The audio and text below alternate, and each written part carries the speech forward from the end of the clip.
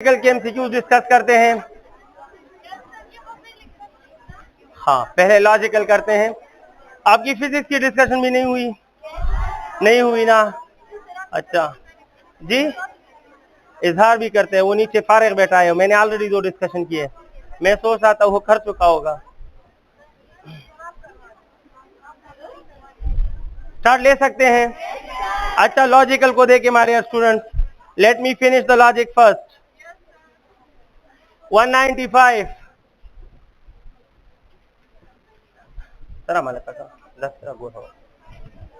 Thank you.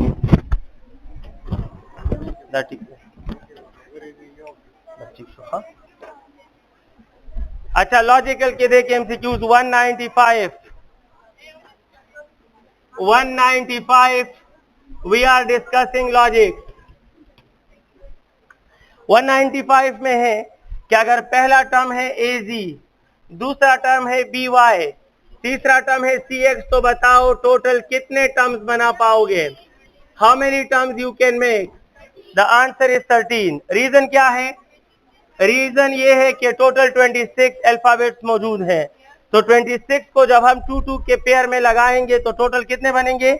The answer will be 13 and the option will be option D सही है। Okay, 13 mean option D. Kindly सुनिएगा please. 196 only coding and the rule of coding is A, B, C, D, E, F, G, H, I, J, K, L, M, N, O, P, Q, R, S, T, U, V, W, X, Y and Z। याद दिला था गोरा। तो A, B, C, D इसको code दें। A mean 1, 2, 3, 4, 5, 6, 7, 8, 9, 10, 11, 12, 13, 14, 15, 16, 17, 18, 19, 20, 21, 22, 23, 24, 25 and 26। जब आपको पता चल गया कि हर अल्फाबेट का अपना नंबर है, तो क्या फेरोज और क्या फरदीन, समझ आई है ना? जिसकी चाहो वैल्यू मालूम करें, जिसकी चाहो वैल्यू मालूम करें। आप चाहो तो इजहार को भी तोल सकते हो, असद को भी तोल सकते हो, समझ गए हो ना? आप क्या सीए को भी तोल सकते हो, पाकिस्तान को भी तोल सकते हो और इंडिया को भी तोल सकते हो। अगर आपको कोड मालूम है, आपको मैंने कहा जनाब कि फेरोज की जो वैल्यू है हजारों में है, लाखों में, देख लेते हैं, सब्र करें, अपनी वैल्यू खुद देख लेते हैं। नहीं गुजारा है। एनी हाउ देखो, इसकी जगह 6, इसकी जगह 5, नजर आ रहा है ना? और आर की जगह 18, ओ की जगह 15 और जेड की जगह, तो ये मेरी वैल्यू है। फरदीन की वैल्यू क्या होगी अब आप कर सकते हैं, और फरा की वैल्यू क्या होगी वो भी मालूम है।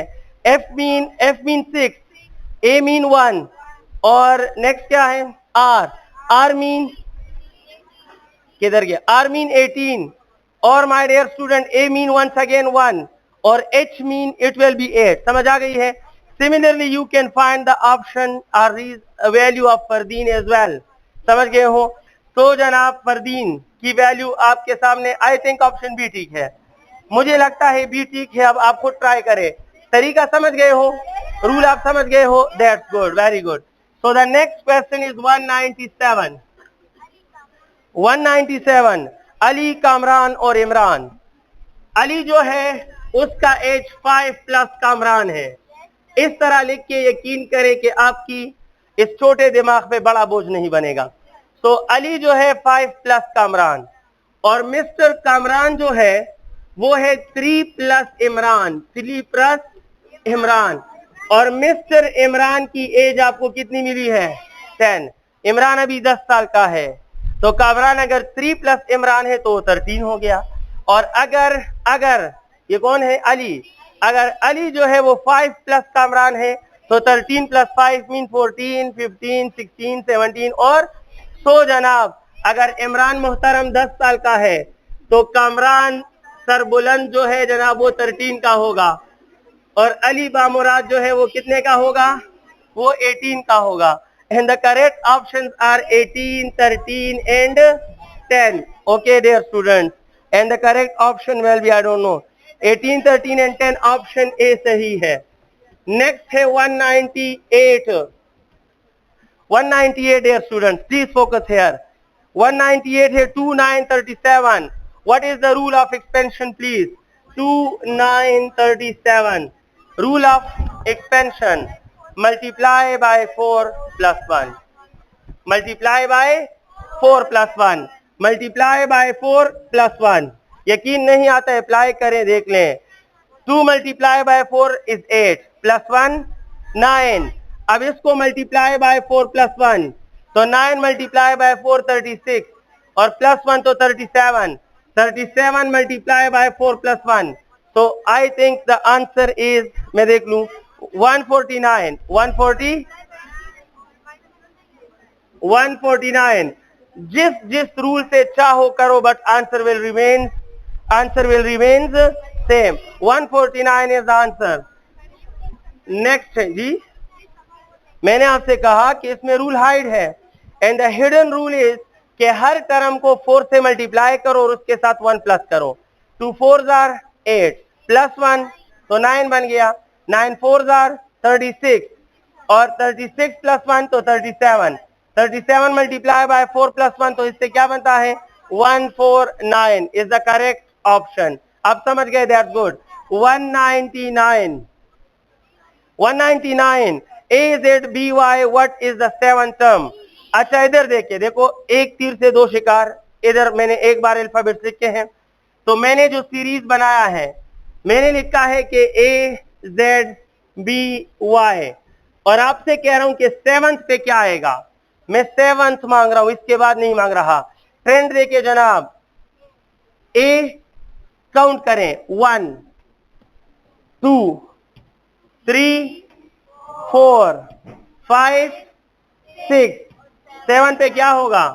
So that 7 term will be 8. The 7 term will be देखो 1 2 फिर 3 फिर 4 फिर 5 फिर 6. तो 7 पे बारी किसकी आती है. एक अल्फाबेट टॉप से उठाते हैं और एक अल्फाबेट बॉटम से. Very good.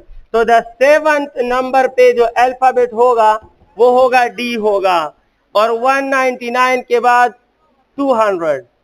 The last question 125. What is the next term? 13 होगा. ठीक है, सिंपल रूल मैंने जो हाइड किया वो ये है कि स्क्वायर ले लें. स्क्वायर प्लस 1 मैंने किया है.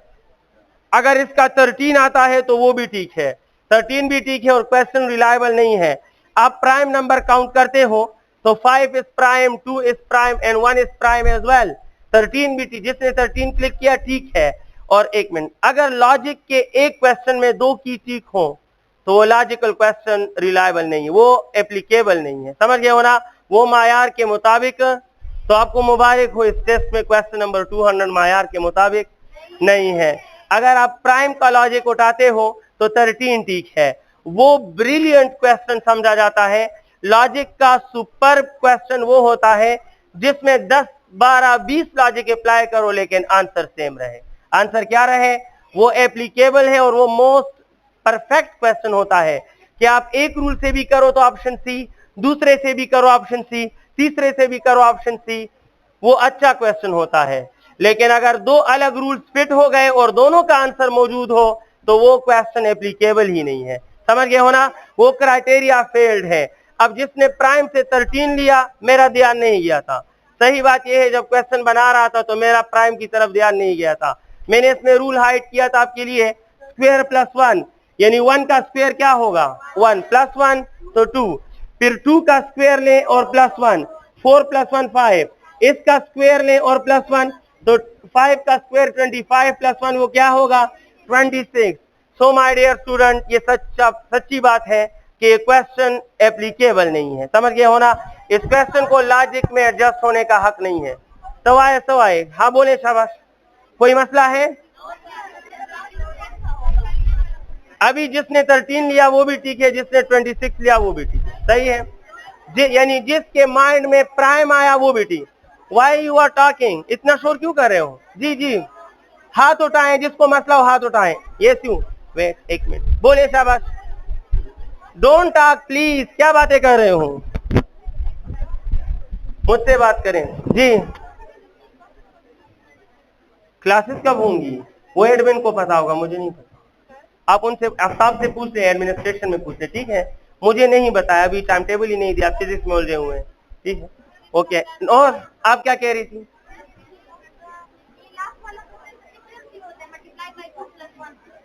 अगर आंसर वही आता है तो ठीक है, अगर आंसर चेंज आता है तो फिर रिलायबल नहीं है। 13 ठीक है, आपके लिए 13 ठीक है।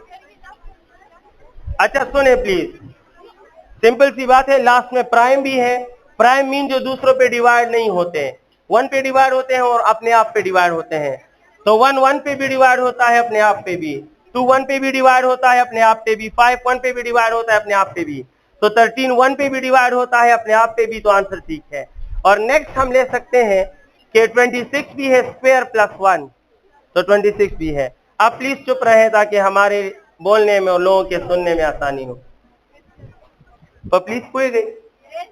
हाँ, नेक्स्ट है जनाब, हम फिजिक्स पे बात करते हैं। फिजिक्स में only first few questions are quantitative, बाकी मामूली सा लॉजिकल क्वेश्चंस हैं। और फिजिक्स पोर्शन स्टार्ट करते हैं। The first few questions are completely solution question. Question number 123, 123 में क्या है, एक मिनट मुझे याद आता है।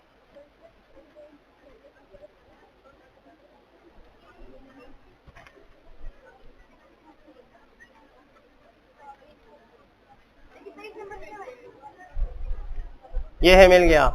अच्छा जनाब, अब पिंग पेंग बॉल है, क्या है? Ball and golf ball are dropped in a vacuum. Idea of the question को देखें, कौन सा बॉल है, कौन सा पत्थर है, रहने दें।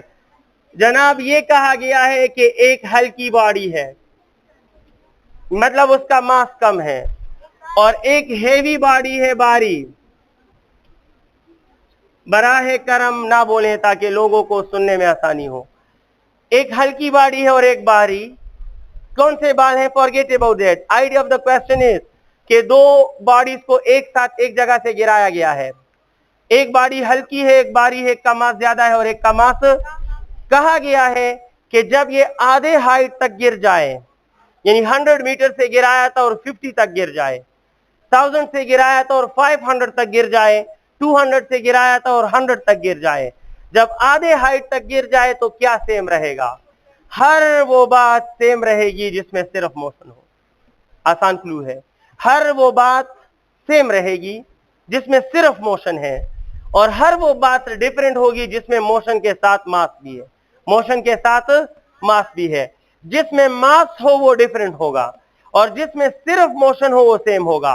अगर एक्सेलरेशन आया तो सेम, अगर मोमेंटम आया तो डिफरेंट, क्योंकि मोमेंटम में मास भी है।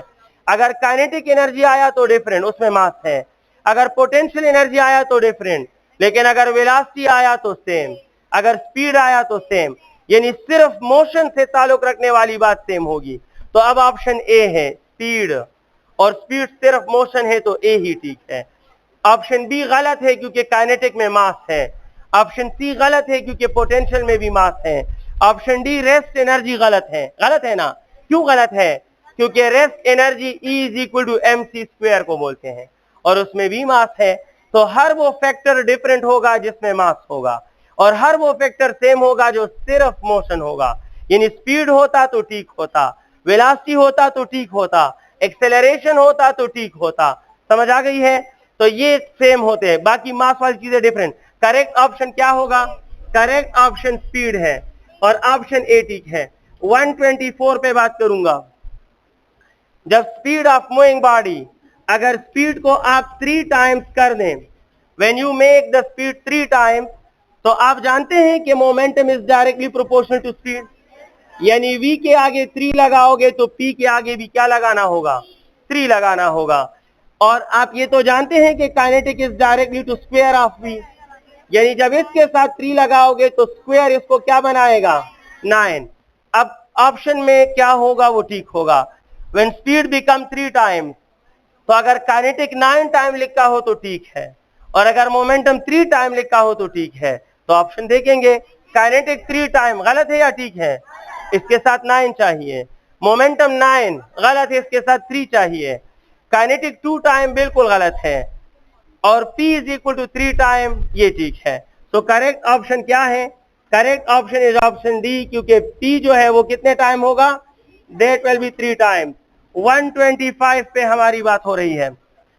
कहते हैं कि 1200 केजी की गाड़ी है, 1200 केजी की गाड़ी है और 30 मीटर पर सेकंड से भागी आ रही है।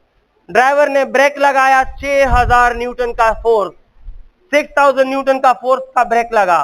कितने डिस्टेंस पे गाड़ी रुक जाएगी? सो फार्मूला है, सिंपल फार्मूला है कि 2AS is equal to VF square minus VI square. देखिए मैं वैल्यू कैसे पुट करता हूं, प्लीज गौर करें। 2 की जगह 2, एक्सेलरेशन होता है फोर्स डिवाइड बाय मास, दुनिया जानती है कि ये ठीक है। डिस्प्लेसमेंट हमने बताना है, रुकने का मतलब है कि फाइनल क्या हो गई? 0, और इनिशियल कितना है? 30 स्क्वायर। अब इक्वेशन में हर चीज की वैल्यू गिवन है। देखो 2 आपके सामने है, फोर्स है 6000, मास है 1200, ये 0 खत्म, ये 900। वैल्यूज पुट करो, डिस्प्लेसमेंट को अकेला रहने दें और आपको आंसर क्या मिलेगा? 90 metre. When you will solve, you will get 90, and the correct option is option A. Next question है क्वेश्चन नंबर 126। 126 है कि कंसीडर अ मास। अच्छा फिगर है, ये फिगर आपको ऐसे दिया है, इस हाइट की जो वैल्यू है वो 10 मीटर है, एक बॉडी है 10 केजी की, इस पर इस तरफ फोर्स लगाया है 100 न्यूटन ने, और जो डिस्प्लेसमेंट कवर हुआ है वो है 50 मीटर, और आपसे कह रहे हैं कि इस डायग्राम में बताएं वर्क बाय ग्रेविटी। कौन क्या बताएं? शाबाश। Work by gravity. Work by gravity जो है, याद रखें, 2 तरह के वर्क ग्रेविटी से ताल्लुक रखते हैं। अगर इन्होंने कहा होता कि वर्क बाय अप्लाइड फोर्स, तो फिर आप फोर्स की जगह 100 और डिस्प्लेसमेंट की जगह 50 इस्तेमाल करते हैं, लेकिन इन्होंने आपको अप्लाइड फोर्स भी दिया, डिस्प्लेसमेंट भी दिया, और मांगा है वर्क बाय। इसकी मिसाल ऐसे है जैसे मैं आपको डिस्प्लेसमेंट भी दे दूं, आपको टाइम भी दे दूं, आपको मोमेंटम भी दे दूं, मास भी दे दूं और वेलोसिटी भी दे दूं, और मैं आपसे कहूं कि मोमेंटम मालूम करें, या मैं आपसे कहूं फोर्स भी दे दूं, मास भी दे, एक्सेलरेशन मालूम करें, तो डिस्प्लेसमेंट और टाइम से मैं सिर्फ आपको क्या कर रहा हूं? कंफ्यूज कर रहा हूं।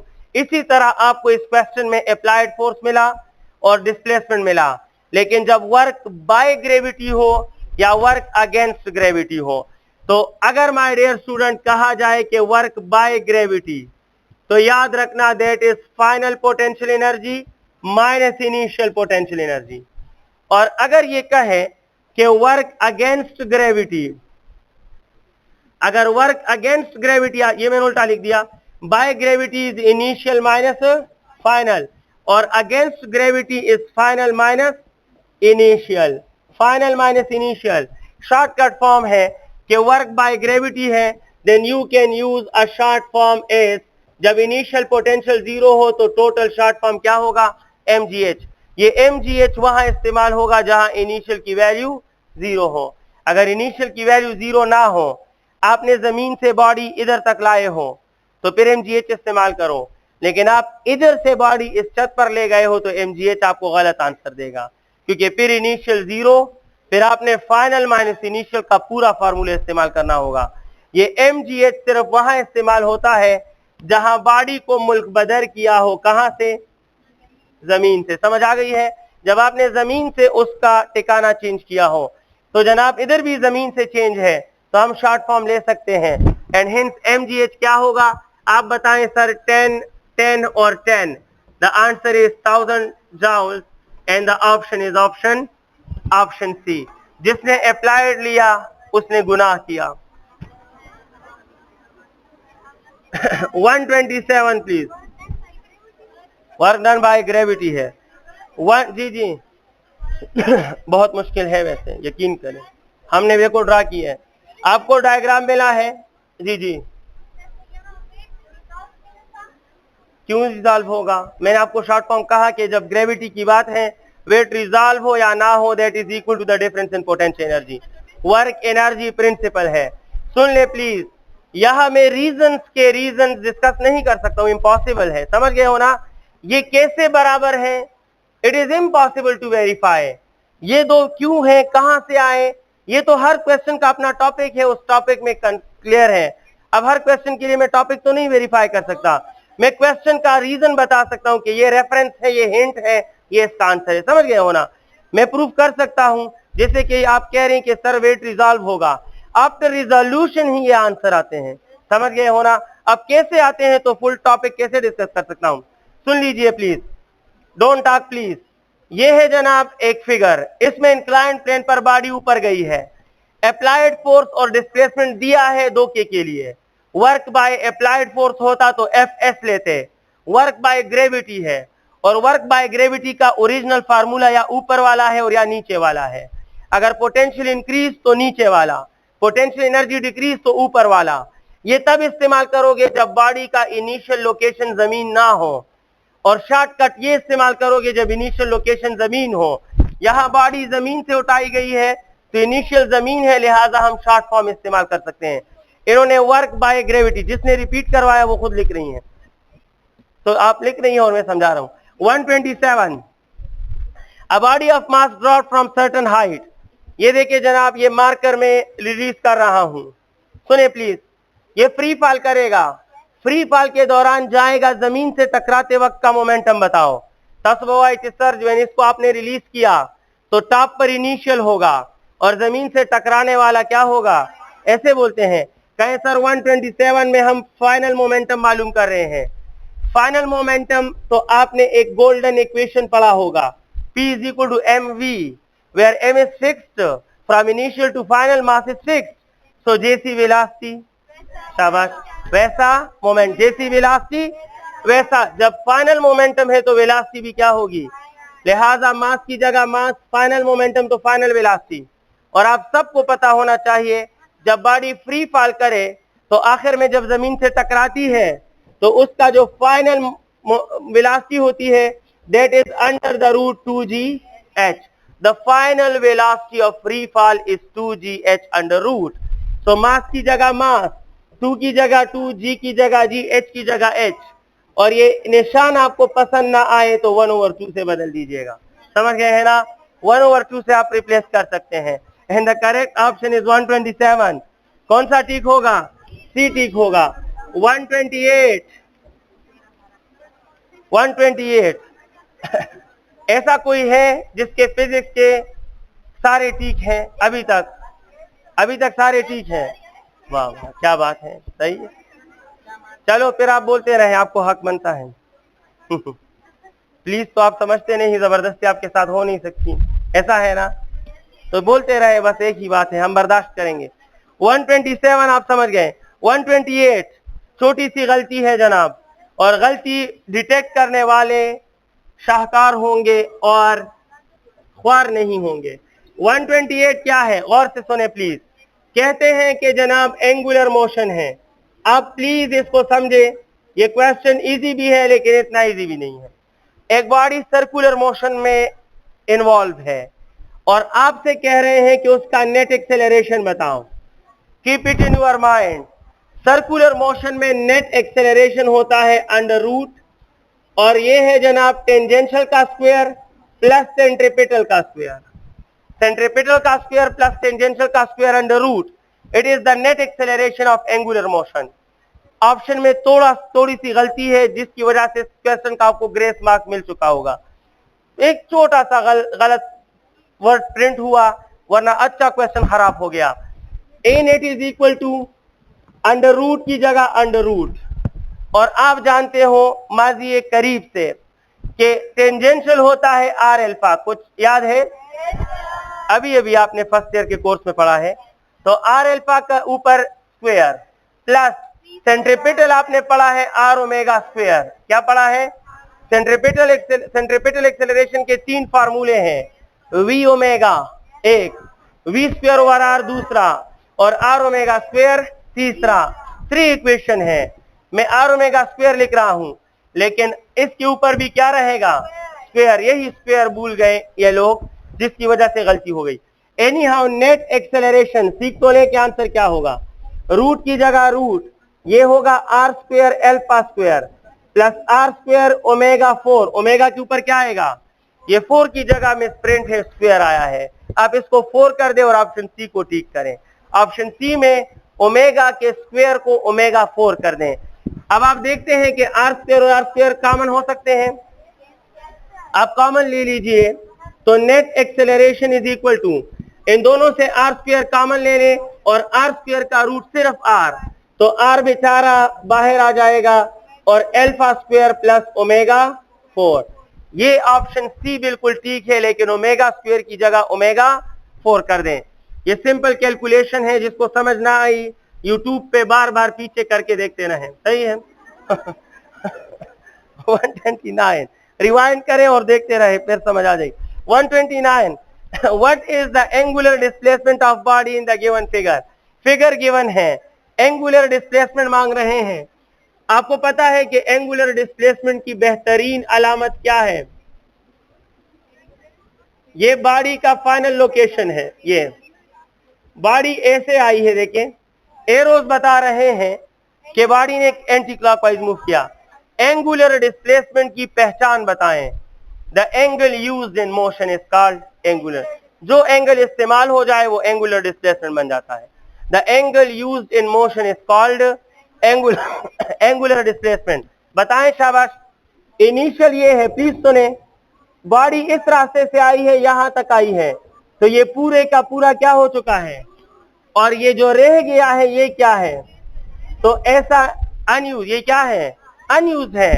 अनयूज एंगल होता है, अनयूज्ड एंगल होता है, लेकिन एंगुलर डिस्प्लेसमेंट नहीं होता। तो अब आप एंगुलर डिस्प्लेसमेंट को पाई बाय 2 नहीं ले सकते, क्योंकि जो अनयूज्ड है वो इस वक्त कितना है, और 90 इज पाई बाय, तो पाई by 2 is not the angular displacement, it is only the angle, it is only the angle. Angular displacement के लिए शर्त है कि वो मोशन में यूज हो जाए। तो यूज हो चुका है क्या, वो आप खुद देखें। अगर एक 90 यूज नहीं है, अगर एक 90 यूज नहीं है तो कितने 90 यूज हैं, टोटल सर्कल में कितने 90 होते हैं, सर्कल में टोटल 4 90 हैं। ये एक यूज नहीं है तो यूज कितने हैं, इट मीन के angular displacement is 3 multiply by, और 3 की जगह 3 बट 90 इज पाई बाय, तो वैल्यू तो आ गई है 3 पाई बाय 2। वैल्यू क्या आ गई है, 3 पाई बाय 2। डायरेक्शन के लिए होता है राइट हैंड रूल। आप मुझे समझाएं, आप समझाएं कि एंगुलर मोशन में कितने क्वांटिटीज के लिए right hand rule direct apply होता है। How many quantities are there, how many quantities, 3। शाबाश, कौन बोला 3, ठीक बोलिए आप। 3 क्वांटिटीज आर देयर जिस पर आप right hand rule apply direct कर सकते हो। थीटा, एंगुलर वेलोसिटी ओमेगा और एंगुलर मोमेंटम एल, इन तीनों पर right hand rule direct mean कि जो राइट हैंड रूल देगा वही ठीक है। अल्फा नहीं है, क्योंकि अल्फा कभी राइट हैंड रूल के अपोजिट आता है और कभी सेम। टार्क नहीं है, क्योंकि टार्क राइट हैंड रूल के कभी अपोजिट आता है और कभी सेम आता है। एनी हाउ, कहना क्या चाहता हूं, राइट हैंड रूल है अप्लाई करो, अपनी उंगलियां एरो से मिला दो, एरो से मिला दो, सम जिस तरफ आएगा that will be direction of theta. तो मैं जनाब, ये इन्होंने हमें एरो दिया है और मैं रूल के मुताबिक अपनी उंगलियां एरो पर रख रहा हूं, सम किस तरफ आ रहा है, and hence 3 pi by 2 and direction is outward. 130 please, 130 क्या है, what is the weight on an object at height of r by 100। पता नहीं डिस्कशन के लिए बैठे हो या गपशप के लिए बैठे हो, पर लफ्ज़ल में डरता हूँ आप इसमें बात ना करें, ना करें भाई। मैं आपकी वजह से चीख रहा हूँ और चीखना बहुत बुरा है, मैं जो लाउडली चीख रहा हूँ, आपकी आप इसमें बातें खत्म नहीं होती। हाँ बोले शाबाश। ओमेगा, थीटा और एंगुलर मोमेंटम।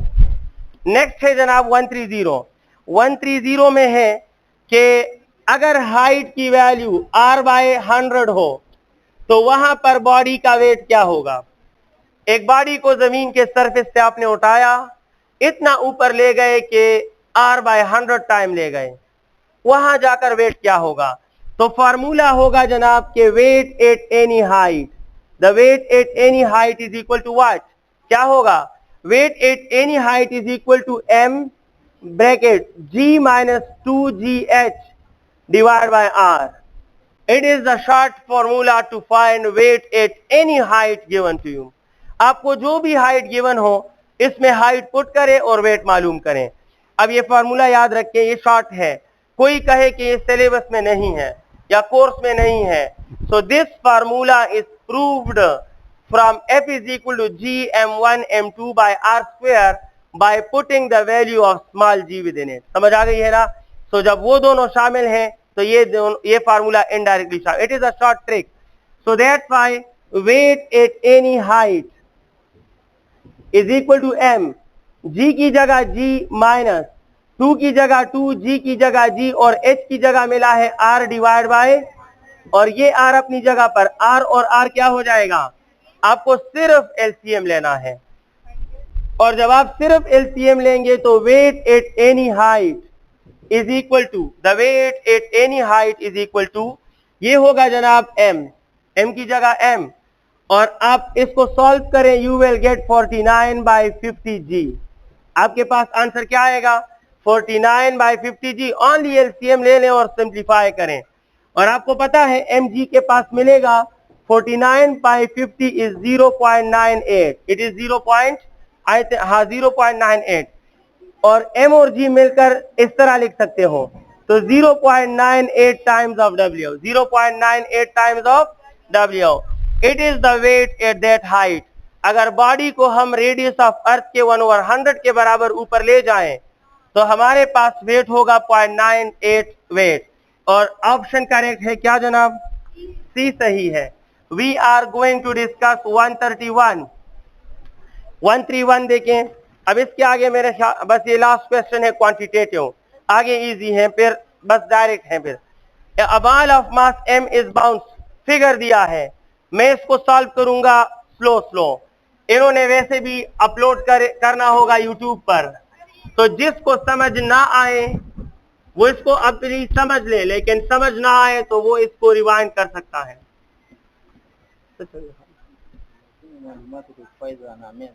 हाँ ठीक. फायदा कौन है? फायदा कौन है जनाब? आप जा रही हैं और आपकी अम्मी कह रही है डिस्कशन लेने के बाद आए. आप जा सकती हैं. अच्छा जनाब, हमारे पास है question 131, the last question solution का. बाकी इसके बाद सिंपल है, इसको मैं सॉल्व कर रहा हूं, आप बराहे करम स्टेप्स को देखें. कह रहे हैं कि बॉडी है जिसका मास m है, वेलोसिटी v के साथ आया है, टकराया है, वेलोसिटी है v, ऐसे टकराया कि पलट कर उसी एंगल पर दूसरी तरफ वही बॉडी गई, और अभी भी स्पीड क्या है? v है. स्पीड अभी भी v है. इधर एंगल बना है थीटा और इधर एंगल बना है, ये डायग्राम है. इस डायग्राम में हमें बताना है चेंज इन मोमेंटम, और चेंज इन मोमेंटम कैसे बताऊंगा वो आप खुद देखें. मैं बिल्कुल स्टेप वाइज सॉल्व करना चाहता हूं. मैं कहता हूं कि चेंज इन मोमेंटम होता है final momentum minus initial momentum. Next step देखें, चेंज इन मोमेंटम, फाइनल का मतलब जानते हो टकराने के बाद, और इनिशियल मीन टकराने से पहले. फाइनल मोमेंटम की जगह एक ब्रैकेट लिख रहा हूं.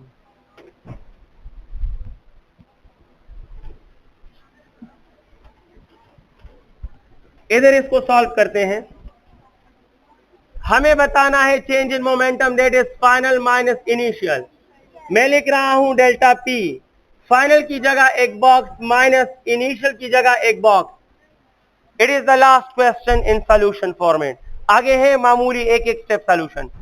P F minus P I, कोई भी वेक्टर हो that is the sum of its X component and Y component. Vector A is equal to A X plus A Y, vector B is equal to B X plus B Y, vector c is equal to cx plus cy, and vector f is equal to fx plus fy. So pf will be equal to pfx plus pfy, or similarly vector pi will be equal to pix plus piy. लेकिन एक और आखिरी बात, vector में direction ignore नहीं होते। अगर दो वेक्टर का डायरेक्शन सेम हो तो दोनों के साथ प्लस लगाओगे, बट अगर दो वेक्टर अपोजिट आ गए तो एक के साथ प्लस और दूसरे के साथ माइनस लगाना लाजमी है। पहले कंपोनेंट तो बनाए इस फिगर में, मैं कंपोनेंट बना रहा हूं, आप साथ दें। मैं कहूंगा इस वेलोसिटी का एक कंपोनेंट ये है और एक कंपोनेंट ये है। जो थीटा के सामने होता है वो y होता है, तो ये PIY है।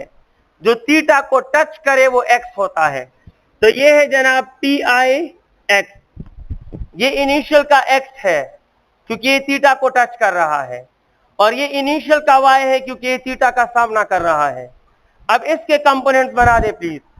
आप कहेंगे सर एक कंपोनेंट बनता है ये और एक बनता है ये, लेकिन थीटा को ये टच कर रहा है तो ये फाइनल का क्या होगा x, और ये थीटा का सामना कर रहा है तो ये फाइनल का क्या होगा।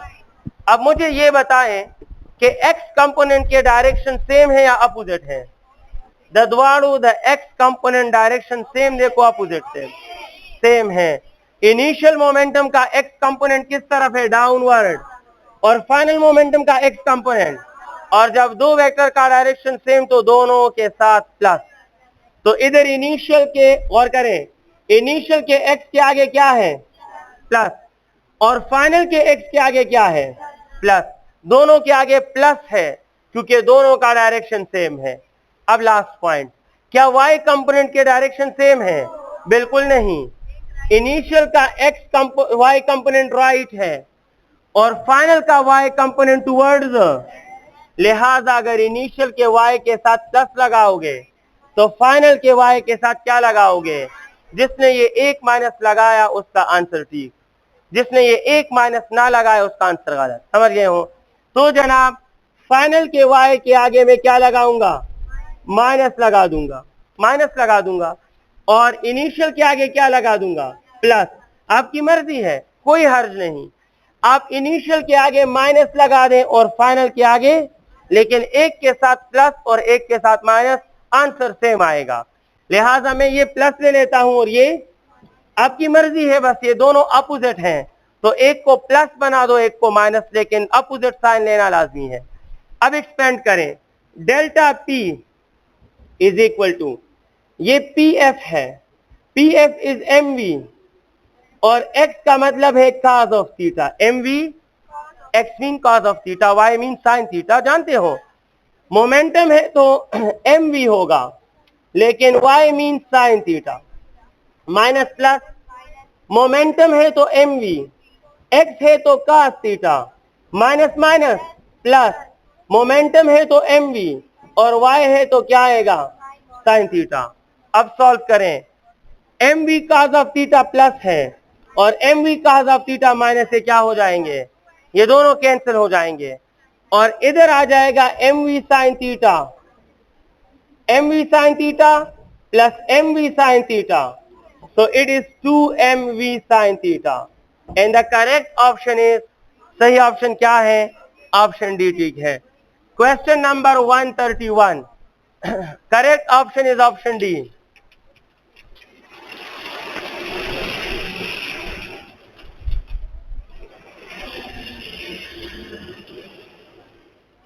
अब इसके बाद क्वेश्चन जो है जल्दी जल्दी होंगे। क्वांटिटेटिव क्वेश्चन तकरीबन खत्म। अब एक छोटा सा आइडिया होगा और क्वेश्चन का आंसर होगा 132। The unit of impulse is similar to, force और टाइम के बराबर भी है और चेंज और मोमेंटम के। Impulse is equal to ft and it is equal to delta p। तो इन सब का यूनिट इम्पल्स के साथ सेम है और करेक्ट ऑप्शन है 133। Time taken by simple harmonic oscillator, positive extreme से नेगेटिव एक्सट्रीम। अच्छा बताएं तो सही, ये पॉजिटिव एक्सट्रीम है, वो नेगेटिव एक्सट्रीम है। ऑसिलेटर इधर से वहां गया, पलट कर वापस आया, कितने वाइब्रेशन? और one vibration mean one time period. लेकिन अगर वहां से यहां आया और वापस जाने को दिल नहीं कर रहा, कितने वाइब्रेशन? हाफ, और half vibration mean half time period. तो प्लस से माइनस तक जाना, it is half vibration and the time is 0.5 times of t। Correct option A 134। Distance covered by a body in free fall in 3rd second. मैं आपको free fall का बहुत आसान और शॉर्ट फार्मूला बताता हूं, बहुत सिंपल। याद रखना कि एस जो भी हो, यानी first second 1, second 2, third second is 3, fourth second is 4, fifth second is 5, तो जो भी होगा वही odd multiply by G/2। S जो भी हो वही ऑड, यानी अगर मैं कहूं S1 तो फर्स्ट ऑड, कहूं S2 सेकेंड ऑड, सेकेंड नहीं सेकेंड ऑड, अगर मैं कहूं S3 तो थर्ड ऑड, और अगर मैं कहूं S7 तो सेवंथ ऑड, मैं कहूं S9 तो नाइन्थ ऑड। ऑड लेना है। अब यहां में कहा है कि डिस्टेंस मालूम करो, लेकिन कौन से सेकेंड का? 3rd सेकेंड का। और 3rd सेकेंड का मतलब है कि जो भी की जगह हमें क्या मिला है? 3 मिला है। तो S3 फार्मूला बताएगा कि इट इज थर्ड ऑड, और साथ में है G/2, and third odd is 1, 3, 5, 7, 9। First odd, second odd, and it is the third odd. लिहाजा करेक्ट आंसर होगा 5 G/2, 5 multiplied by 10 divided by 2, and the answer is 25 meter. The answer is 25 meter, and correct option is 134. Option D ठीक है। 135 हमारी discussion में, the rate of change of angular momentum is 20, what is the torque? तो आपको पता है कि rate of change of angular momentum ये टार्क का दूसरा नाम है, और अगर ये टार्क का ही नाम है तो जब हमें मिला है कि rate of change of angular momentum 20 है, तो हम कहेंगे कि टार्क मोहतरम भी कितना होगा? ये भी 20 ही होगा।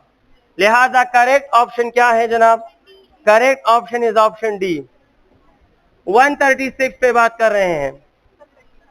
एक बॉडी है जिसका मोशन का इक्वेशन है 2as is equal to 25 minus vi², 25 minus vi²। कहते हैं इसकी फाइनल वेलोसिटी बताओ, तो स्टैंडर्ड इक्वेशन से कंपेयर करो, इट इज vf² माइनस, अब जिसके लिए जो भी है वो उसको ले जाए। देखें 2 की जगह 2, a की जगह, डिस्प्लेसमेंट की जगह, इक्वल की जगह, माइनस की जगह, vi² की जगह, तो 25 की जगह क्या है? यानी vf का स्क्वायर इज इक्वल टू 25, तो रूट ले लें आप, vf is equal to what? vf will be equal to 5। अब डोंट नो आपके लिए b को टिक किया था या d को टिक किया था, जो भी था इन्होंने 5 को 50 लिखा है और ऑप्शन बी ठीक था, लेकिन 50 प्रिंट कर चुके हैं। अब आपकी मर्जी, आंसर 5 है। 137 हमारी डिस्कशन में, स्ट्रिंग ऑसिलेटिंग इन 4 लूप, वेवलेंथ क्या होगा? तो आप कहेंगे सर हमने पढ़ा है जब लैम्डा 4 की बात होगी तो 2l डिवाइड बाय 4, लैम्डा 5 की बात होगी तो 2l बाय 5, लैम्डा 10 की बात होगी तो 2l by 10, and so on and so on. तो 2l बाय 4 है, 2 multiply by 100 divide by 4। Length सुमर दें, वैल्यू कहाँ दी है? दजाना लगी आई, ये और ये cancel, it will be l by ये होगा l बाय 2, और l bye 2 mean option D ठीक है। 138, body moving with 10 meter per second for 2 seconds, then 20 meter per second for next 4 seconds, and then with 30 meter per second for next 4 seconds। Average का use होने वाला formula V1 C1, V2 C2, V3 T3 divide by T1 plus T2 plus T3, सारे values given है। T1 2 है, T2 4 है, T3 4 है, V1 10 है, V2 20 है, V3 30 है। सबके वैल्यूज पुट करो, एवरेज मिलेगा आपको 22 आता है। 139 पे हमारी बातें हो रही हैं। 139 please. Body a ball tied to the end of a string। कहते हैं कि सर्कुलर मोशन है, उस सर्कुलर मोशन में अगर v square by R G के बराबर हो, अगर v square by R G के बराबर है, तो आप बताएं कि सेंट्रीपेटल फोर्स क्या होगा। आप कहें सर सेंट्रीपेटल होता है M V square over, M की जगह एम और v स्क्वायर बाय आर की जगह G. The correct option is M G. जिन स्टूडेंट्स को ऑप्शन सी और ऑप्शन डी इशारे कर रहे हैं, हाँ ट्विंकल करता है ऑप्शन, बाज़ औक़ात जब किस्मत खराब हो तो गलत ऑप्शन यू ट्विंकल करता है, और जब किस्मत अच्छी हो तो सही ऑप्शन आपके सामने ट्विंकल करता है। खुद ही चट्टी हिसाब से कहता है कि देखो ये लाइटनिंग कर रहा है, इसे उठाना चाहिए। तो जनाब सिंपल सी बात है, जिन जिन स्टूडेंट्स को ऑप्शन सी और ऑप्शन डी से अपनाइयत की खुशबू आ रही है, तो उनको बताता चलूं कि अपनाइयत की जो खुशबू है वो टेंशन की है, वो सेंट्रीपेटल फोर्स की नहीं है। समझ गए हो ना? जब आप रस्सी में बॉल बांधकर या बॉडी बांधकर घुमाते हो, तो जो ऑप्शन सी है it is tension at the bottom, और जो ऑप्शन डी है it is tension at the top. समझ आ गई है? तो सी और डी आपने देखे हैं, इसलिए जहन में ऑप्ट करने को मन करता है कि भाई इसको ऑप्ट करें, लेकिन ये जहां आपने देखे हैं वहां टेंशन था जी। वर्टिकली होगा, हॉरिजॉन्टली, और जो भी होगा, बात तो सुन ले, वो ऑब्जर्वर मिल गया ना, बात तो सुन ले।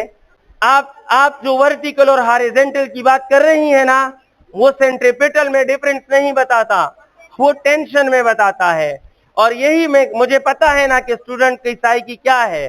सो जिन स्टूडेंट को ऑप्शन सी और ऑप्शन डी में से कोई टीक लग रहा है, वो टेंशन के आंसर हैं, वो सेंट्रीपेटल के आंसर नहीं है।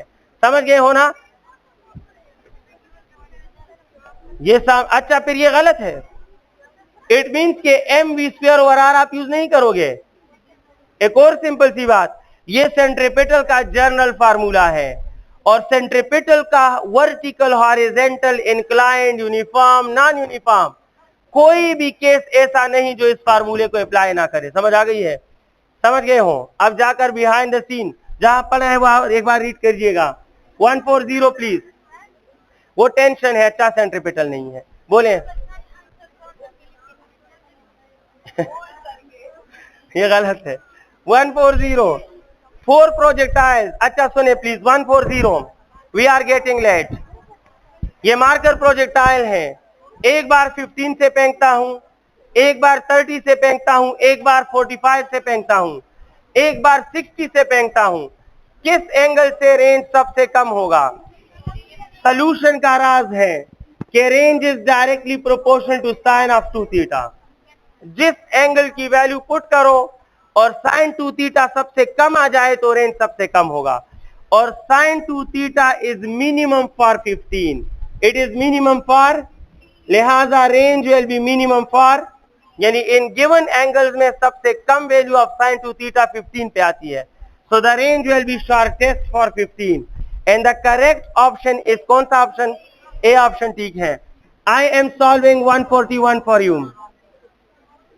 2000 जूल ऑफ हीट एब्जॉर्ब किया या गेन किया सिस्टम ने आइसोथर्मली, वर्क क्या होगा? आप कहेंगे delta Q is delta W plus delta U.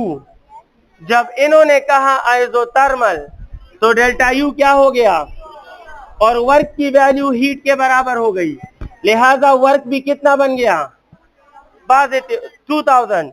लेकिन गेन का मतलब है कि it will be, so work is equal to plus 2000। Work is equal to, option B में इक्वल रह चुका है, इक्वल लगा दें और प्लस 2000 जॉल कर दें। Correct option is option B. Correct option is option B.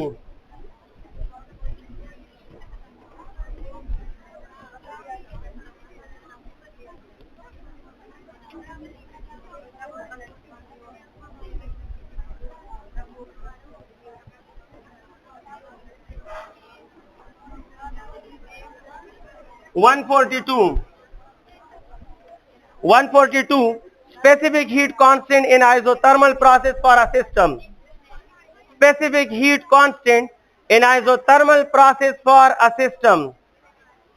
C is equal to delta Q by N delta T. जानते हो अगर आइसोथर्मल करोगे तो डेल्टा टी जीरो, जब डिनोमिनेटर में जीरो आएगा तो answer is infinity. 143 please. Body moving on horizontal circular path. मैं इस मार्कर में तार बांधता हूं और उसे अपने सर के ऊपर यूं घुमाता हूं, तो उस मार्कर के वजन और टेंशन में क्या एंगल होगा? आप कहें sir tension is horizontal and weight is vertical, और हर हॉरिजॉन्टल और हर वर्टिकल में कितना एंगल होता है? So the angle will be 90 degree. 144 इसका फिगर है जनाब. ये बॉडी है, ऐसे घुमा रहे हो तो टेंशन का लाइन ये है और वेट का लाइन ये है, तो वेट और टेंशन के दरमियान कितना एंगल बनता है? 90. हॉरिजॉन्टल में टेंशन और वेट के दरमियान 90. 144 पे बात हो रही है. Source and listener are approaching each other with v/2.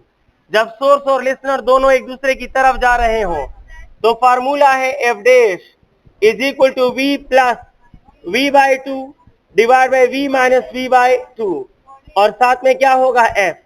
आपसे रेशो ले रहे हैं तो इस रियल को अपेरेंट के पास ले आए. f डैश बाई f, बाकी वैल्यू पुट करें. v प्लस v/2 से बनता है 3v/2 और v माइनस v/2 से v/2 बनता है. v/2 cancel and the ratio is 3:1. The correct option is 3:1. अब अगर आप में से कोई इसमें कंफ्यूज है कि फार्मूला कहां से आया, तो डेफिनेटली डॉपलर इफेक्ट पढ़े, उनको पता चल जाएगा. 145 डॉपलर में है. 145 ड्यूरिंग कर्वीलिनियर मोशन. अगर रेक्टिलिनियर मोशन होता तो स्पीड और वेलोसिटी बराबर होते हैं. अगर कर्वीलिनियर है तो स्पीड ज्यादा होगा और वेलोसिटी कम होगी. लिहाजा अगर कर्व पाथ है तो speed is greater than velocity. Correct option is option B. 146 please. The rate of change of momentum is on 20 kg body is 100. भाई rate of change of momentum 100 है और मास है 20 kg. एक्सेलरेशन क्या होगा? Acceleration force पर मास, लेकिन force rate of change of momentum का दूसरा नाम है. लिहाजा rate of change of momentum 100 है यानी फोर्स 100 है, and the answer is 5 and the option is a.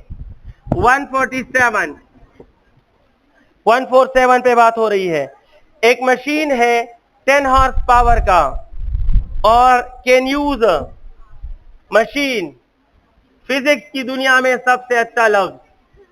147 एक मशीन है और मशीन है जनाब 10 हॉर्स पावर का. कहते हैं कि 2 सेकेंड में ये कितनी एनर्जी यूज करेगा.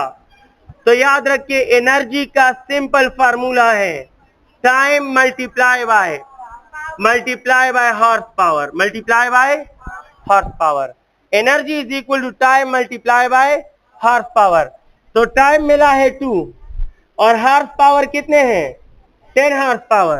पर इसमें एक मसला है. इसमें एक मसला क्या है? एनर्जी के ऑप्शन जाउल्स में है. किस में है? और जाउल वाट से बनता है, हॉर्स पावर से नहीं बनता. लिहाजा वाट लाना लाजमी है. 2, 10 और हॉर्स पावर की जगह 746 वाट. जब राइट साइड पे कैलकुलेशन में वाट्स आ जाए तो लेफ्ट साइड पे एनर्जी जॉल में कन्वर्ट हो जाती है. समझ आ गई है? अगर राइट साइड पे हॉर्स पावर होगा तो लेफ्ट साइड पे एनर्जी का यूनिट जॉल नहीं होगा, लेकिन अगर वाट होगा तो लेफ्ट साइड पे जॉल. अब जो है ये मल्टीप्लाई करें और जहां तक मुझे याद पड़ता है, एक मिनट, 14920 इतने जॉल की एनर्जी ये मशीन बर्बाद करेगा. 148 पे बात हो रही है. Work done on a body move on surface. क्या सरफेस पर पोटेंशियल एनर्जी चेंज होती है? सरफेस पे पोटेंशियल एनर्जी में कोई चेंज नहीं आता. तो सरफेस पर जो वर्क होता है वो सिर्फ चेंज इन काइनेटिक एनर्जी के बराबर है. ऑप्शन डी ठीक है. 149 please. 149. The slope of work versus time, तो आप जानते हैं कि स्लोप होता है unit along y divide by unit along x, और इसमें है जाउल और इधर है time second, and which is equal to watt, and watt is equal to power. लिहाजा the correct option is C. 150 हमारी डिस्कशन में है। ये हो गया, फिगर मिला है, ये बारी 2 kg की है और वेलोसिटी है इसकी 10, ये दूसरी बारी भी 2 kg की है, वेलोसिटी है 5। नेट मोमेंटम बताएं। My dear student, net momentum का बहुत अच्छा सिंपल फार्मूला है, m1v1 plus minus m2v2, m1v1 plus minus m2v2। अगर बॉडी सेम डायरेक्शन में है तो प्लस, और अगर बॉडी अपोजिट डायरेक्शन में है तो minus. So therefore we have to use, हमें यूज करना होगा that momentum is m1v1 plus m2v2। मैंने प्लस क्यों लिया, क्योंकि दोनों बॉडीज की डायरेक्शन सेम है। अब पुट करें 2 multiply bye 10 plus 2 multiply bye 5 and the answer is 30। 151 है, 30 kg बॉडी है, 5 ग्राम की बॉडी से टकरा गई है और इसकी वेलोसिटी है 15, तो 5 ग्राम की वेलोसिटी क्या होगी। Elastic collision in one dimension, head on collision का तीसरा स्पेशल केस, जब एक बहुत बड़ी बॉडी एक छोटी सी बॉडी से टकरा जाए तो बड़ी बॉडी का कुछ नहीं बिगड़ता, लेकिन छोटी बॉडी डबल स्पीड ले लेती है। तो अगर बड़ी बॉडी 30 kg ने 15 से उसको टक्कर दी है तो बड़ी की वेलोसिटी 15 ही रह जाएगी, लेकिन छोटी की वेलोसिटी डबल मीन 30 बन जाएगी। So the answer is 30 metre per second. 152 please. Range of projectile at 45 is 70 meter. What will be the range at pi by 12? Pi by 12 का मतलब जानते हो 15 डिग्री, pi by 12 is, और 15 degree पे range half होता है, क्या हो जाता है, और हाफ का मतलब है 70 by 2 यानी 35 metre. 153, question number 153। The time to summit for projectile is 10.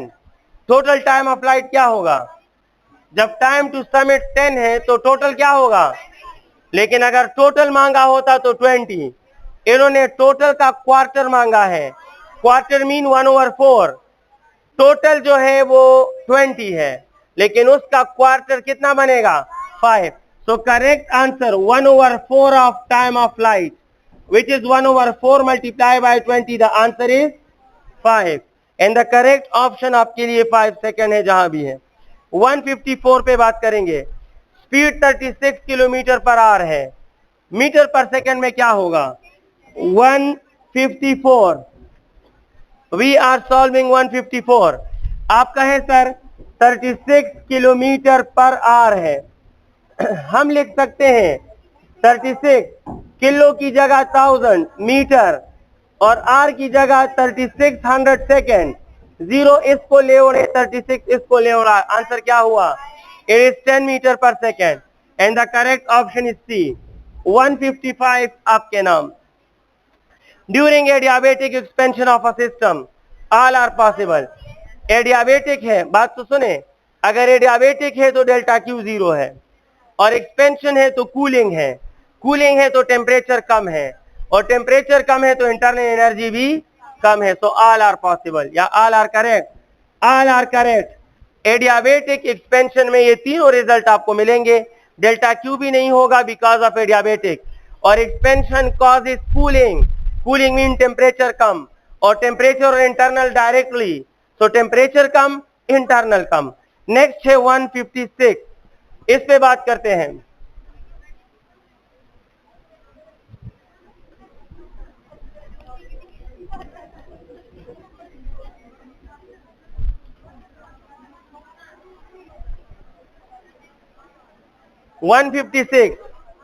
A cubical system is expanded to 4V from V by pressure P, the work done।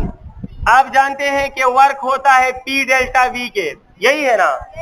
मुझसे कहेंगे सर P की जगह P, delta we represents final minus initial. Final की value मिली है, कहते हैं P।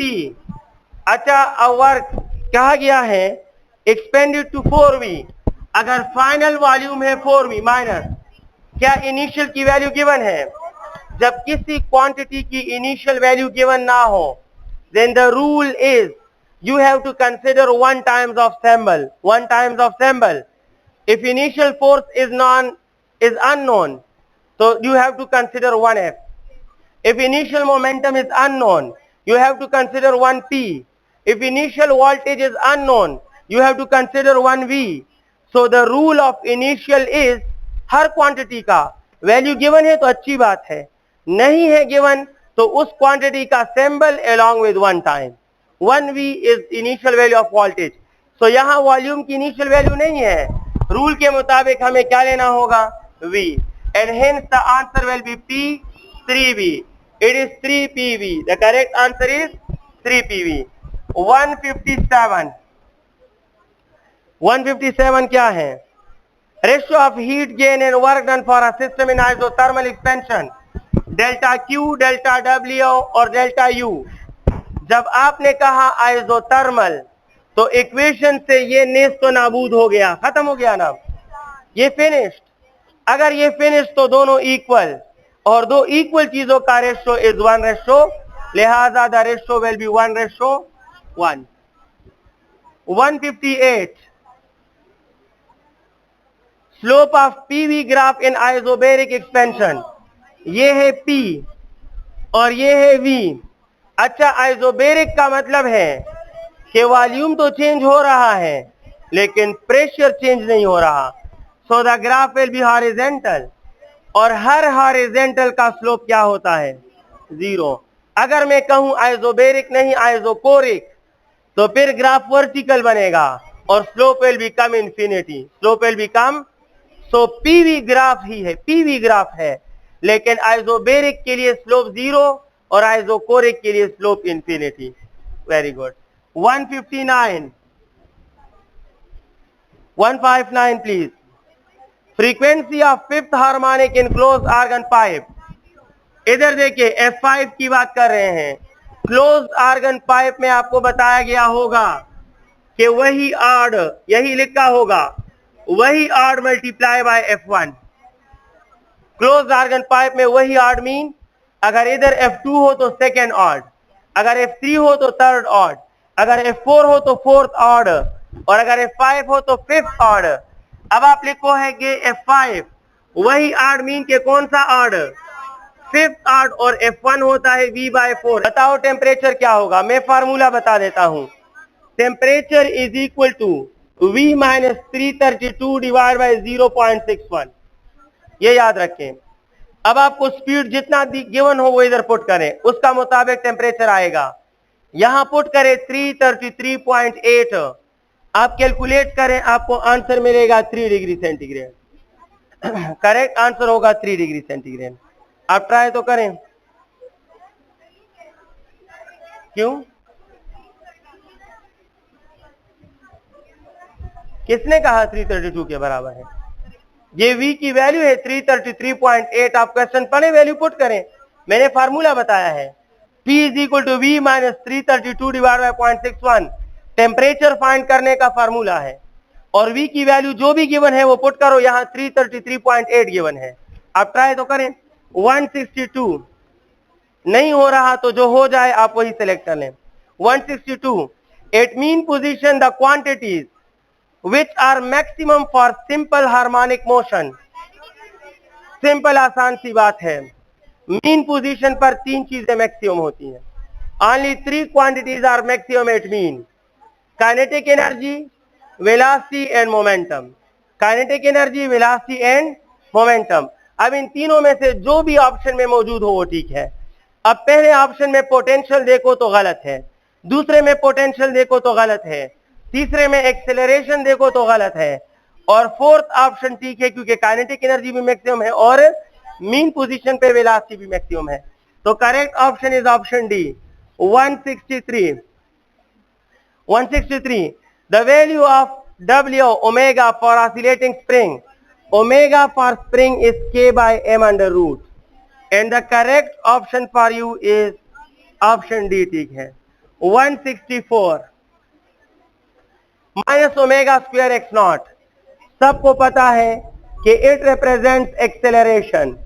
अगर यकीन नहीं आता, आप भूल गए हो या आप जो है ना वो आपने याद किया हो लेकिन कंफ्यूज हो, minus omega square x not dimension wise करें.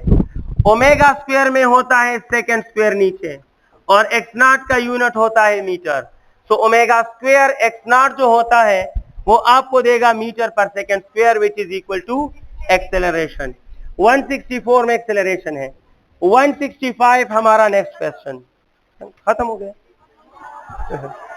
अच्छा, दो ट्यूनिंग फोर्क हैं, 512 हर्ट्ज एंड 516 हर्ट्ज. 3 सेकेंड में कितने बीट्स पैदा करेंगे? ज्यादातर स्टूडेंट जो जल्दी में होते हैं वो फौरन डिफरेंस ले लेते हैं. डिफरेंस कितना है? 4.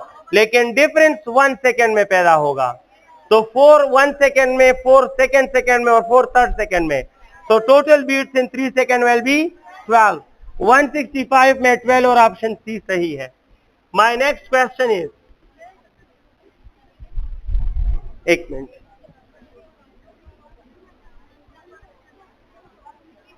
One 166 please. हाँ बोले. 165 में 12 आता है क्योंकि डिफरेंस है 4 और 1 सेकेंड में 4, तो 3 सेकेंड में 12. जी इसमें हाईलाइटेड आए, इन्होंने प्रिंट गलत जो दिया है वो प्रिंट ही नहीं किए, सारा की प्रिंट किया है. आपने ध्यान दिया है? अल्फाबेट बोल्ड आए हैं, खुश हुए थे, अच्छी बात है. अच्छा, wave train in a string has a period of 0.01 second. What is the wavelength? तो भाई स्पीड वेवलेंथ का फार्मूला है vt. v की वैल्यू है 10 और इसकी वैल्यू है 0.01 and the answer is 0.1. 167 figure given है. ये है नॉर्थ एंड साउथ और ये है जनाब सर्कुलर मोशन. ये एरोस कौन से क्वांटिटीज नॉर्थ साउथ पे होंगे? तो याद रखिए north south mean right hand rule. और मैंने आपसे कहा कि राइट हैंड रूल 3 चीजों के लिए होता है, थीटा, ओमेगा और एल. इन तीनों में जो भी आंसर आएगा वो ठीक है, जो भी होगा वो ठीक है, क्योंकि राइट हैंड रूल, देखो मैं फिंगर को एरो से मिला, थंब किस तरफ आ रहा है? नॉर्थ. तो राइट हैंड रूल इसको बे कर रहा है. इट मीन कि ये भी नॉर्थ, ये भी नॉर्थ और ये भी नॉर्थ. अगर ये तीनों नॉर्थ है तो तीनों में से जो भी होगा वो ऑप्शन ठीक होगा. पहला ऑप्शन है जनाब ओमेगा और थीटा, बिल्कुल ठीक है. फर्स्ट ऑप्शन ओमेगा थीटा दोनों ठीक है. और सेकेंड ऑप्शन में पी है वो टेंजेंशियल होता है, गलत है. फिर सी में भी पी है और डी में भी पी है तो गलत है. 168 इसमें 4 लूप्स हैं और आपको 100 मीटर का लेंथ मिला है, वो लेंथ क्या होगा? तो लेमडा 4 इज 2l/4, जानते हो ना? 2l/4, 2 यहाँ 100 value divide by 4 and the answer is 50. 169 dear student. दो बॉयज हैं, उनके मासेस या वेट का रेशो 1:2 है. वो दोनों सीढ़ियों पर चढ़े हैं और दोनों का टाइम का रेशो भी 1:2 है. उनके पावर का रेशो क्या होगा? तो बहुत आसान है. पावर का रेशो मालूम करना हो तो ये याद रखना कि मास के साथ डायरेक्टली है. अगर मास के साथ डायरेक्टली है तो P1 ऊपर है, M1 भी ऊपर होगा. P2 नीचे है तो M2 भी नीचे होगा. टाइम के साथ इनवर्सली है.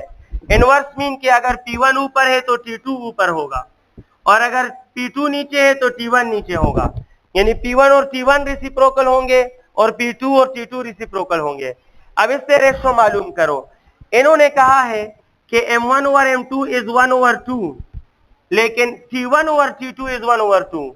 याद रखिए इन्होंने कहा है कि T1 ओवर T2 किसके बराबर है? तो T2/T1 इसका उल्टा हो जाएगा ना. तो T2/T1 की जगह 2/1, 2 cancel and the ratio of power will be 1:1. The correct option is option A. I am solving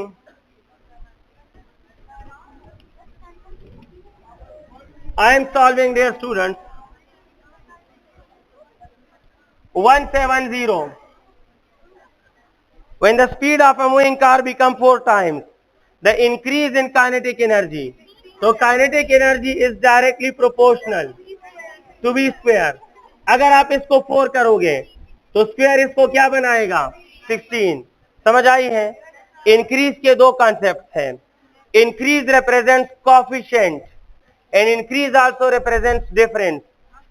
अगर कहो इंक्रीज है तो इंक्रीज में डिफरेंस भी होगा, हो सकता है, और अगर स्टेटमेंट में हो इंक्रीज तो इसका मतलब कोफिशिएंट भी हो सकता है. फर्क क्या है? डिफरेंस वहां लोगे जहां वैल्यूज गिवन हो ऑप्शन में, और कोफिशिएंट वहां लोगे जहां टाइम्स गिवन हो, जहां टाइम्स गिवन हो. अगर मैं कहूं कि इनिशियल काइनेटिक एनर्जी E है जब स्पीड V है, स्पीड 4V बन गया, काइनेटिक बन जाएगा 16E. मानते हो ना? अगर मैंने कहा व्हाट इज द इंक्रीज और मैंने ऑप्शन में वैल्यूज दे दिए E 16E 15E, तो फिर आंसर होगा 15E. When values are given then increase represents change. Increase represents change. अगर वैल्यू गिवन हो, अगर ये गिवन होता 1E 2E 15E 16E तो आंसर 15E होता. Because increase mean final minus और फाइनल 16 और इनिशियल 1. लेकिन अगर मैं वैल्यू ना दूं, टाइम्स दे दूं, तो फिर इंक्रीज का मतलब क्या है और कोफिशिएंट कितना है. समझ आ गई है? तो अगर ऑप्शन में टाइम्स हो तो you have to opt the coefficient, और अगर ऑप्शंस में वैल्यूज हो then you have to choose the difference. You have to choose the difference. Let me proceed. 171 यहां पर कोफिशिएंट है क्योंकि ऑप्शन में टाइम्स है. 16 ठीक है. 171 angular displacement for hour hand of clock after 3 hour. देखो गोरी माता, ये आर का हैंड है, ये आर का हैंड है 12 पर है. 3 घंटे के बाद ये कहां होगा? 3 घंटे के बाद ये 15 पे होगा. इमेजिन करें घंटों की सुई इनिशियली 12 पर है, 3 घंटे के बाद ये 15 पर होगा, और फाइनल और इनिशियल में आप ऑलरेडी समझ गए π/2. समझ आ गई है? तो 3 आवर्स के बाद आर का हैंड कितना एंगल बनाएगा? It will be π/2. 172 when length of pendulum is increased by 3L the time period is. अब सुन ले, अगर लेंथ L है और इसमें आपने इंक्रीज किया 3L, 3L का इंक्रीज ले आए हो तो नया लेंथ कितना हो जाएगा? 4L. ये कितनी उंगलियां हैं? शाबाश. 1 मैं इसमें 3 का इंक्रीज लाया हूं तो कितने हो गए? 4. तो L से 3L का इंक्रीज 4L बना देगा. अगर टाइम पीरियड T था तो इधर क्या होगा? आप मानते हो कि T is directly to the root of length. जब लेंथ के पहलू में 4 आएगा तो रूट इसके पहलू में क्या लगा देगा? 2 लगा देगा. And 2T is the correct option. Option C ठीक है और आपको मुबारक हो कि प्रिंट हुआ है. 173 इन SHM acceleration of oscillator is 0. अच्छा जनाब, एक्सेलरेशन ऑफ ऑसिलेटर 0 है. 0 मीन के कौन सा लोकेशन है, और मीन पोजीशन पर सुने प्लीज, मीन पोजीशन पे potential 0, kinetic maximum, velocity maximum, momentum maximum. तो ऑप्शन ए वेलोसिटी 0 गलत है, वेलोसिटी मैक्सिमम ठीक है. 174 एक स्प्रिंग है, उसकी एनर्जी E है. जब 5 सेंटीमीटर का एक्सटेंशन था, आपने एक्सटेंशन 10 सेंटीमीटर कर दिया, नई एनर्जी क्या होगी? तो आप कहें sir energy is directly proportional to the square of displacement. जानते हो ना? और 5 से 10 का मतलब है कि कितने टाइम चेंज हुआ है, और 2 का स्क्वायर क्या बनेगा? इट मीन के it will become 4 times. 4 time mean के इट विल बिकम 4E. लिहाजा the correct option is option B. 174 में ऑप्शन बी ठीक है. 175 पे बात कर रहे हैं.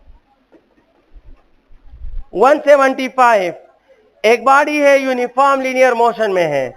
यूनिफॉर्म का मतलब जहां जहां चेंज ना हो. यूनिफॉर्म का मतलब जहां चेंज ना हो, और जहां चेंज नहीं होता वहां फोर्स नहीं होता। F0 तो एक्सेलरेशन भी जीरो, और एक्सेलरेशन जीरो तो velocity constant. It mean all of these velocity constant. शाबाश।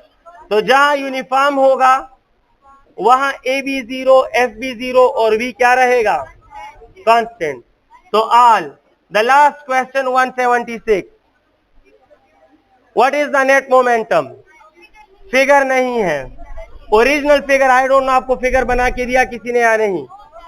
मैंने ओरिजिनल प्रिंट में जो दिया था ये भी m है, ये भी m है, और मैंने कहा था कि it is moving with 8v and it is moving with 3v। masses are m and v1 and v2 are 8v and 3v। इस क्वेश्चन के साथ ये फिगर बना दीजिए, मिस प्रिंट है। तो आप कहेंगे net momentum m1v1 minus m2v2, यही होगा। माइनस क्यों ले रहे हो? Because opposite direction. तो m1 is m and it is 8v, it is m and it is 3v, so it is 8mv minus 3mv and the answer is 5mv। You are not allowed to ask the question। समझ गए हो?